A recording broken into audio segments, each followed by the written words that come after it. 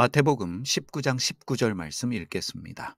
인자가 와서는 먹고 마시니까 보아라 먹보여 술꾼이며 세리들과 죄인들의 친구로구나 하고 사람들은 말합니다. 그러나 지혜가 옳다는 것은 그 행한 일로 드러났습니다. 예수님의 방식이 당시 종교 지도자들에게 비난을 받은 이유는 단순한 행동의 파격성 때문만이 아니었습니다. 당시의 종교 지도자들이 지키려고 했던 종교 시스템 자체를 뒤흔들었기 때문입니다. 첫 번째는 정결법과 율법의 경계를 예수님이 허물었기 때문입니다. 예수님 당시의 유대 종교 지도자들은 율법과 정결 규례를 철저히 지켜야만 의롭다라고 믿었습니다. 하지만 예수님은 병든 사람들, 죄인들, 몸을 파는 여성성 노동자들, 세리들과 함께 식사하시며 종교적으로 부정한 자들과 교제하셨습니다. 이는 율법 중심인 종교 질서를 행동으로 무시하는 듯 보였고 종교적 권위를 도전하는 행위처럼 느껴졌던 것입니다. 두 번째, 회개나 의로운 조건 없이 먼저 용서하고 환대했기 때문입니다. 예수님 당시의 종교는 회개, 정결, 용서라는 조건부 구원을 가르쳤습니다. 그런데 예수님은 회개하기 전에 이미 사랑하고 치유하시며 조건 없이 함께 하셨습니다. 가늠한 여자에게도 회개를 요구하지 않으시고 먼저 그녀에게 선언하셨습니다. 아무도 정죄하지 않았느냐? 나도 너를 정죄하지 않겠다. 예수님 말씀하셨습니다. 이러한 예수님의 행위는 당시 종교 지도자들이 붙잡고 있었던 의로움의 기준을 붕괴시켰던 것입니다. 세 번째로 권위 중심을 성전과 제사에서 자신과 이웃 사랑으로 옮겼기 때문입니다. 당시 종교 지도자들은 성전, 제사, 안식일과 같은 외형적 종교 의식에 권위를 두었습니다. 그런데 예수님은 그보다 더 중요한 것이 사랑과 자비라고 선포하셨습니다. 나는 자비를 원하고 제사를 원하지 않습니다. 이는 제도 중심 종교에서 관계 중심 신앙으로의 급진적인 전환이었습니다. 예수님의 방식은 단순히 다름이 아니라 종교 권력자들의 기반과 세계관을 정면으로 부정하고 흔들었기 때문에 그들은 예수님을 불온한 자, 이단자, 신성 모독자로 보았던 것입니다. 사람들은요, 세례 요한은 금욕하고 살았는데 귀신 들렸다고 했습니다. 예수님은 사람들과 함께 먹고 마시니 방탕하다 비난했습니다. 다시 말하면 어떻게 해도 비난할 사람들은 비난하게 되어 있습니다. 예수님의 먹고 마신 그 행위가 무엇이겠습니까?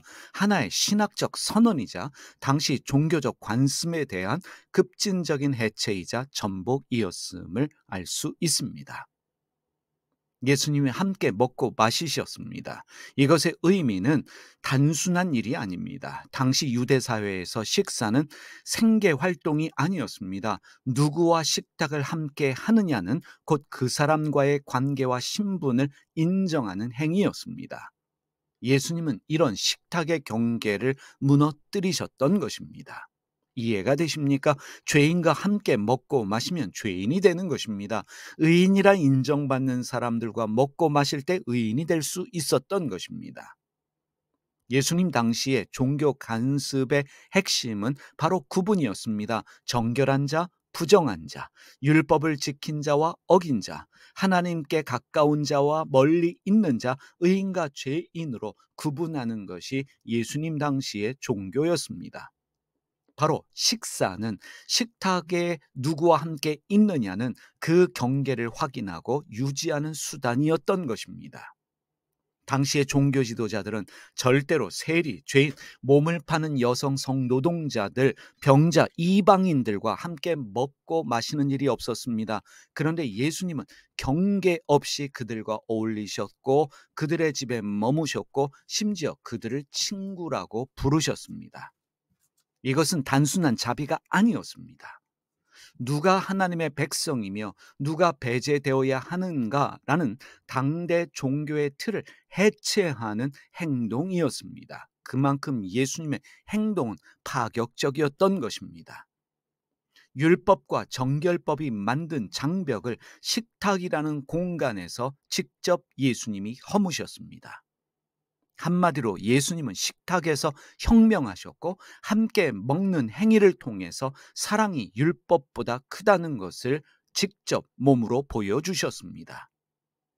이것은 단순한 함께함이 아니라 당대 종교 질서 전체에 대한 신학적 해체 선언이었던 것입니다. 오늘의 교회가 예수님의 정신을 정말로 이어받았다면 그것은 함께 먹는 밥상을 회복하는 데서 시작되어야 합니다. 예수님의 식탁 정신은 경계 해체와 더불어 존재에 대한 환대입니다. 예수님은 죄인과 병든 자들, 배척당한 사람들과 함께 먹고 마시셨습니다.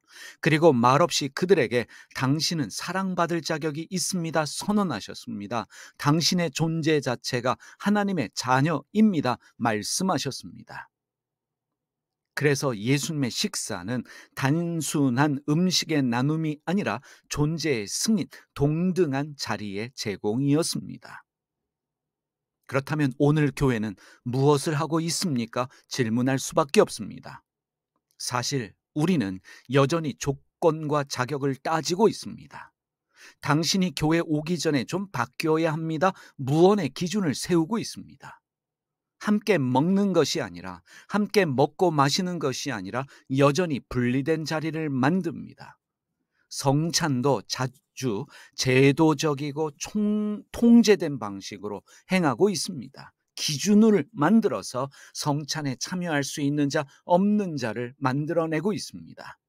결국 먹고 마심이 아니라 심사와 판단이 중심이 되고 있다는 사실을 부정할 수 없다는 것입니다. 그래서 오늘의 교회는 이렇게 바뀌어야 합니다.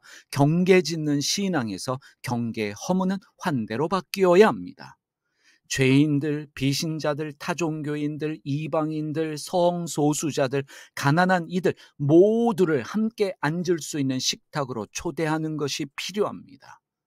교리의 확인보다 존재의 동행을, 당신이 무엇을 믿고 있느냐보다는 지금 어떤 마음이냐를 묻는 공동체, 밥상을 회복하는 공동체로 교회의 핵심이 말씀이 아니라 식사였던 초대교회의 정신처럼 함께 나누는 한 끼가 교회됨의 시작임을 기억하고 실천할 수 있어야 합니다. 예수님은 스스로 나는 생명의 떡이다 말씀하셨습니다. 마지막 유언도 함께 떡을 떼고 잔을 마시는 것이었습니다. 부활 후에 제자들을 만나신 것도 물고기와 떡을 나누는 자리였습니다. 결국 예수님의 복음은 밥상에서 완성되어지고 교회의 정체성도 함께 나누는 식사로 회복되어야 합니다. 교회는 심판의 자리가 아니라 모두가 초대받는 식탁이 되어야 합니다. 우리는 같이 먹는 자로서 예수님의 정신을 이어받는 것입니다. 그 밥상이 오늘 우리를 교회로 만든다는 사실 기억하고 또 기억할 필요가 있겠습니다. 기도하겠습니다. 하나님 아버지, 우리 주 예수님께서 죄인과 세리들과 병든 자들과 함께 하시고 그들과 앉으셔서 말없이 떡을 떼시며 그들을 친구라고 부르셨던 그 식탁을 저희가 기억하게 하여 주시옵소서.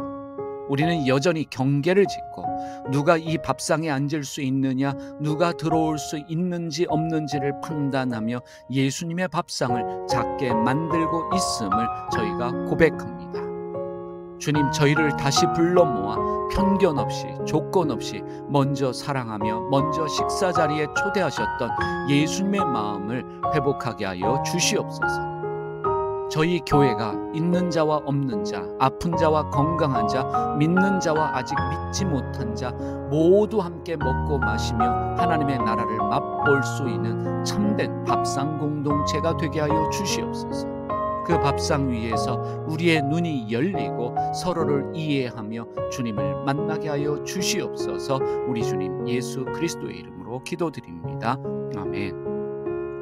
하늘에 계신 우리 아버지가 어떤 분인지를 저희에게 보여주시옵소서. 세상을 바로잡아 주시고 아버지의 뜻이 하늘에서와 같이 땅에서도 이루어지게 하소서. 오늘 저희에게 일용할 양식을 주시고 저희에게 빚진 사람들의 빚을 탕감하여 준 것 같이 저희 빚을 탕감하여 주시옵소서. 저희를 유혹에 빠지지 않게 하시고 나쁜 일을 당하지 않게 하소서. 아멘.